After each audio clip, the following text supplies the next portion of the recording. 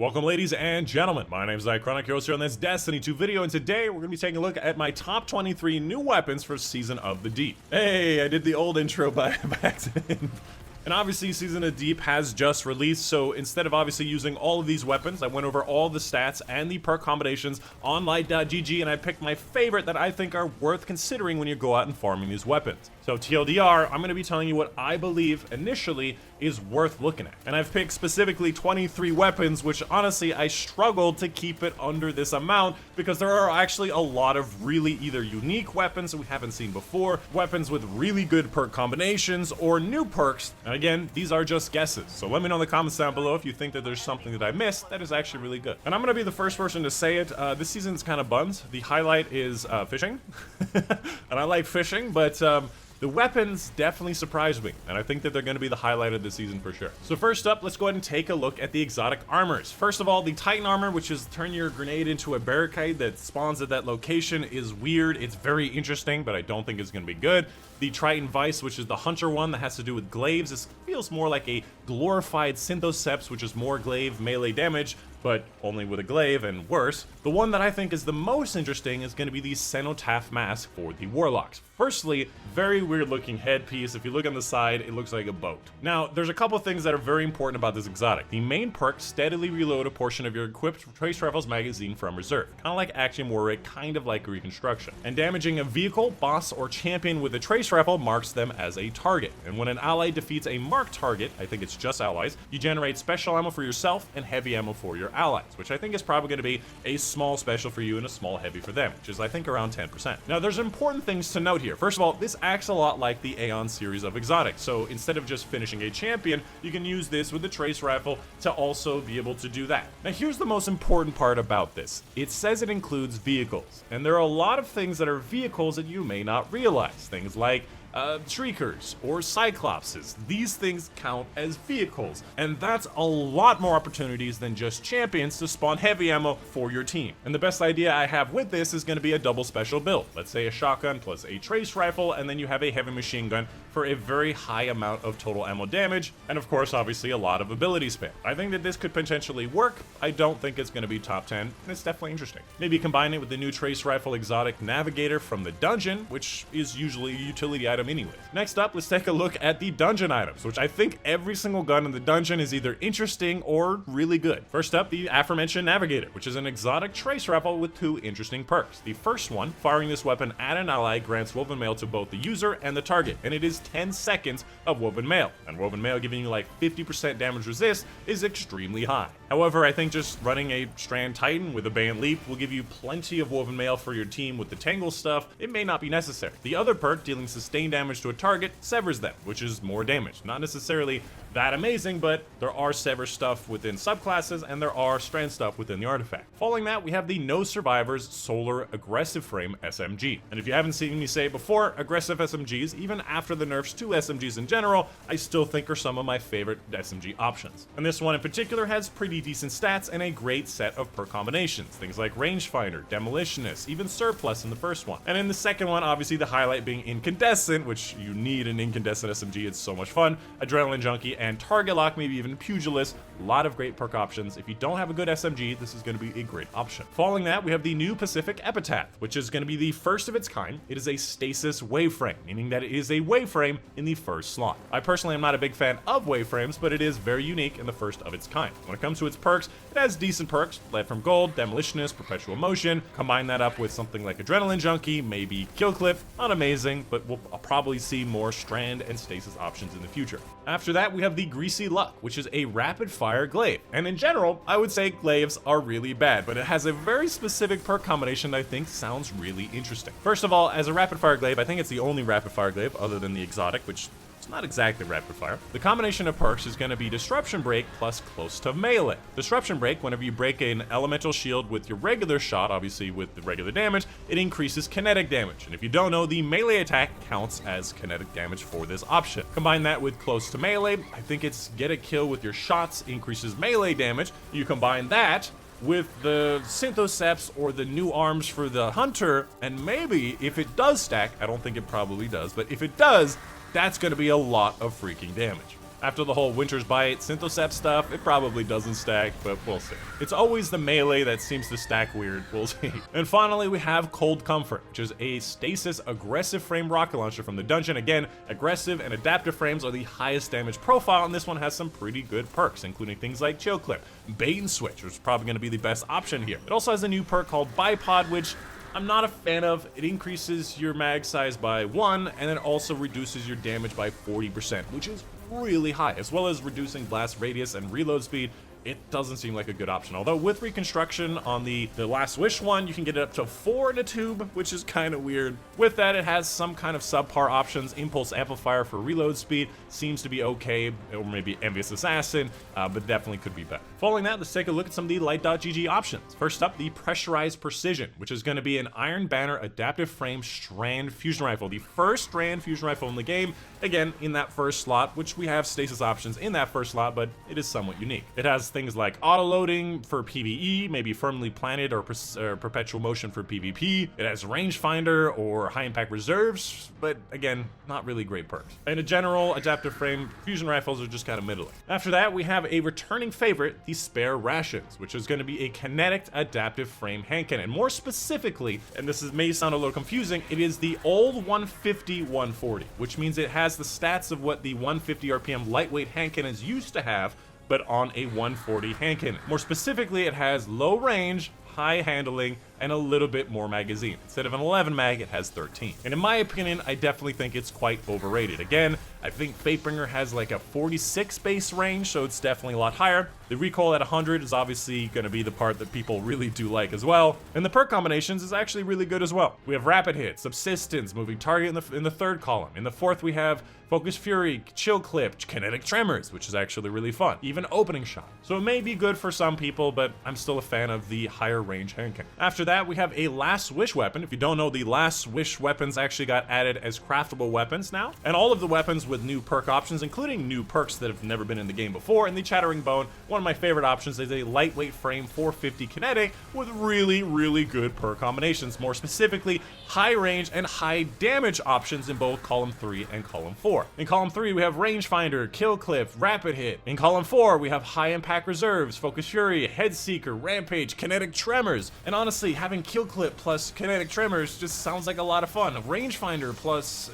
Head Seeker in PvP. After that, we have the Different Times, which is going to be a rapid fire Strand Pulse Rifle, obviously being unique because it is Strand. More specifically, I think this drops from the Deep Dive Salvage or maybe Fishing, and this one has a decent set of perks, although one less soon than Peace of Mind. It also has a decent set of perks, which are obviously craftable because this is a craftable weapon. Things like Subsistence, Adrenaline Junkie, Focus Fury, a multi-kill clip, Hatchling if you want to go that round, maybe Moving Target. Following that, we have a returning fan favorite, which used to be a ritual weapon, the Randy's Throwing Knife, which is a rapid fire frame kinetic scout rifle with decent stats on them and pretty good perk combinations, although unfortunately as a general crucible drop has a very large saturated pool. Kill Clip, Rampage, Kinetic Tremors, maybe Swash, you have Zen Moments, Rapid Hit, Perpetual, lots of different perks, but obviously you're not going to get what you want usually. And something that's important to know, the stats are not as good as people let you know. If you look at something like Aisha's Embrace, which also has an adept version, at 34 range, it has much more than 23 range, and again, range isn't the most important thing, but it seems to have a big advantage in a lot of ways, and Randy's isn't as good as everyone lets on. After that, we have the Until Its Return, a Strand rapid fire shotgun. And in my opinion, shotguns in general seem to be a bit underrated. I have fun with shotguns. They buff shotguns a few different times. They don't have the precision sliding issue anymore, and this one has a lot of great perks on it. Trench Barrel, Harmony, Adrenaline Junkie, Surrounded probably going to be my favorite here. In the other column, we have Autoloading, which is always my favorite. We also have Overflow, maybe Ensemble. Threat Detector, also really good. Seems like good perks for a good shotgun, and obviously rapid fires are not the most popular, but seems fun. Following that, we have another fan favorite, a Last Wish weapon, the Supremacy, which is a rapid fire frame. Keeping in mind, rapid fires got buffed a bunch of different ways. It has less flinch, less recoil, a lot more reserve ammo, and overall 10% more damage for all snipers this season. And this one comes with some great perk combinations for both PvE and PvP. For the PvP side, we have Snapshot plus Opening Shot if you want it. For the PvE side of things, we have something like Lead from Gold plus Bait and Switch, which can do a lot of freaking damage, keeping in mind that it is kinetic, which kinetics do 15% more damage to unshielded target than the Strand and stasis options in that first slot. Sometimes I confuse myself when I say words way too quickly. But it's gonna definitely be a popular option, and it is craftable with enhanced perks. Following that, we have the Rapacious Appetite. What the hell is rapacious? More accurately, an aggressive stasis submachine guns. Again, I like aggressive submachine guns, even though we do have Blood Feud, which I think is an aggressive stasis submachine gun. This one has decent stats and pretty good perks. Things like Target Lock, Frenzy, Headstone, Focus Fury. In the other slot, we also have Perpetual Motion, maybe Envious Assassin, 4 times the Charm. Seems like a good option, and this one does not come from Ghost of the Deep Dungeon. I think it comes from the Deep Dive and Salvage. Following that, a bit of an odd option, the Age-Old Bond, which is a high-impact 360 Void auto rifle. And normally I don't like these kinds of auto rifles, but it has a perk combination that has me interested. More specifically, Repulsor Brace plus Destabilizing Rounds. If you don't know, Repulsor Brace, any weapon kill against a target affected by a Void debuff, you get a 45 HP Void Overshield for 8 seconds.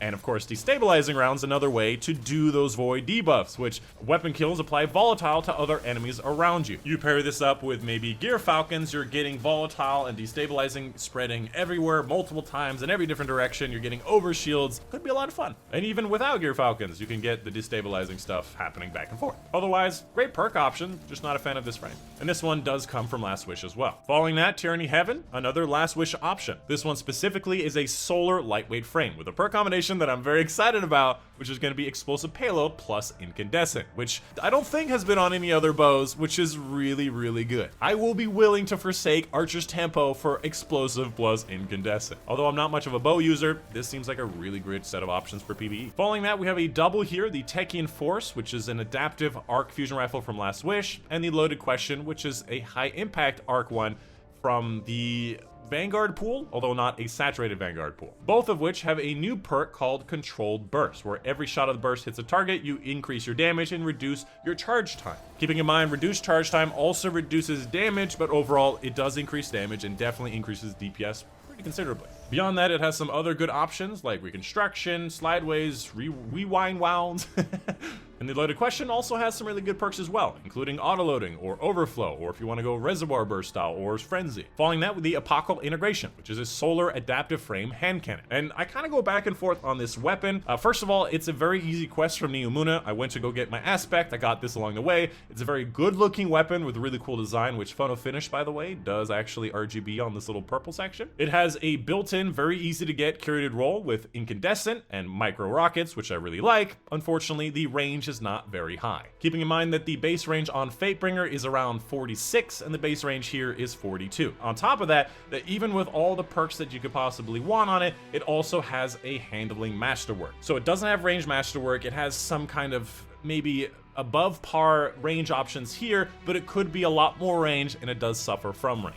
So again, easy way to get Incandescent and Nanotrack Tracer Rockets. It's a good looking option, but it does lack range that I would like. After that, we have the Outlast, which is going to be a rapid-fire solar pulse rifle. And as you probably know, I really like the rapid-fire pulse rifle. This one seems to have decent stats. It also has pretty good perk combinations, including things like Rangefinder plus Skill Clip, or Rangefinder plus High Impact Reserves, or Demolitionist. And I want to highlight yet again, if you have an option like Rangefinder, which is a very high-range option, or a damage perk that can combine into each other, that's a very good perk combination. And this one comes from fishing, so it's pretty simple. Although I'm sure you're going to get very sick of fishing. Following that, the Mercurial Overreach, which is an adaptive arc sniper rifle. And this one is going to be dropping from the glory matches, essentially replacing the Rose as the glory drop. And this one has a lot of people interested because adaptive frames are very popular, and it has very good perk combinations for PvP, including Snapshot plus Opening Shot, or Snapshot plus Moving Target.